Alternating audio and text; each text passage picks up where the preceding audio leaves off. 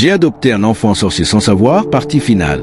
Après notre retour de l'orphelinat, l'ambiance dans la maison n'était plus la même. Même ma femme, qui refusait de croire à tout ça au début, avait changé. On voyait tous les deux que quelque chose n'allait pas avec cet enfant, mais aucun de nous ne voulait encore prononcer les mots à haute voix. Le petit, lui, continuait à agir normalement la journée. Il riait, mangeait, regardait la télévision, mais la nuit, c'était autre chose. Chaque nuit devenait plus lourde, plus étrange. Parfois, on entendait des bruits dans la cuisine alors que tout le monde dormait. D'autres fois, les portes s'ouvraient toutes seules. Même les voisins commençaient à éviter notre maison. Mais ce qui a vraiment détruit le peu de paix qui nous restait, c'est ce qui se passait un vendredi soir. Ce jour-là, ma femme était seule avec lui à la maison pendant que j'étais encore au travail.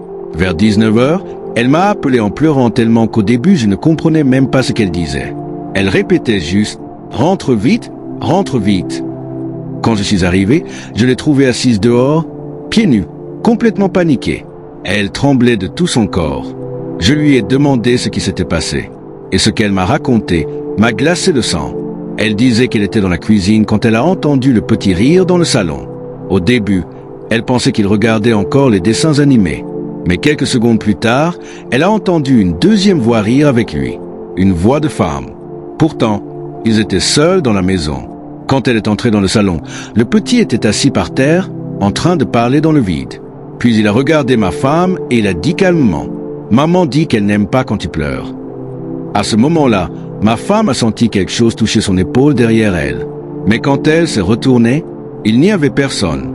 Ce soir-là, pour la première fois, ma femme m'a regardé avec de vraies larmes de peur et elle m'a dit « Je veux qu'on le ramène. » Le problème, c'est que moi aussi, j'avais commencé à avoir peur de cet enfant. Mais au fond de nous, une autre douleur nous détruisait. Parce qu'après 10 ans sans enfant, cet enfant était devenu tout ce qu'on avait. Et malgré tout, ma femme s'était attachée à lui. Le lendemain, on a décidé d'aller voir un homme de prière dont un voisin nous avait parlé. Un vieux pasteur connu pour aider des familles dans des situations spirituelles compliquées. Quand il a vu le petit entrer dans son bureau, son visage a changé immédiatement. Il est devenu silencieux, très silencieux. Puis il nous a demandé « Depuis quand cet enfant est chez vous ?» On lui a raconté toute l'histoire. Il écoutait sans nous interrompre. Puis il a regardé le petit fixement avant de dire « Cet enfant souffre, mais il n'est pas seul. » Mon cœur battait tellement fort que j'avais l'impression qu'il allait sortir de ma poitrine. Le pasteur a commencé à prier doucement. Au début, rien ne se passait. Puis soudain, le petit a commencé à trembler.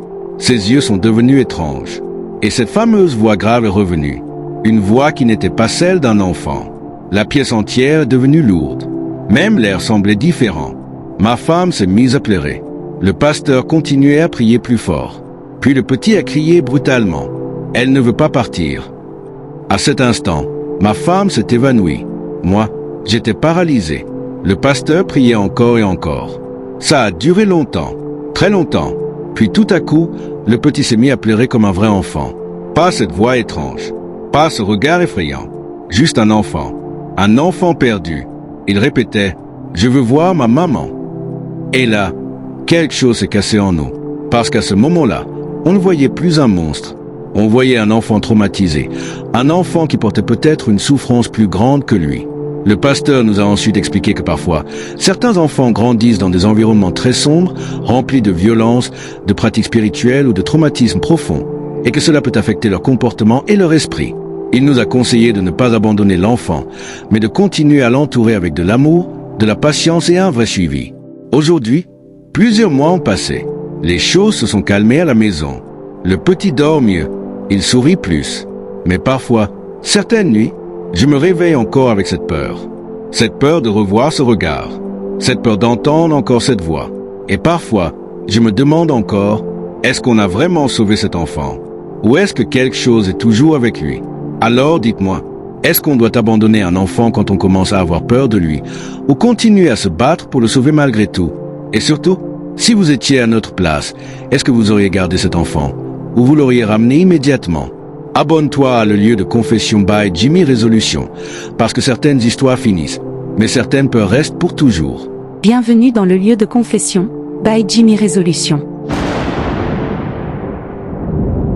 Ici, lorsque la pluie tombe et que le tonnerre gronde, les voix se libèrent. Les secrets enfouis refont surface.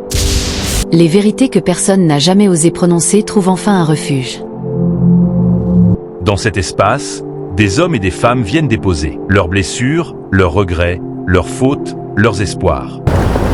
Des histoires d'amour, de trahison, de miracles, mais aussi des douleurs silencieuses que personne ne voit.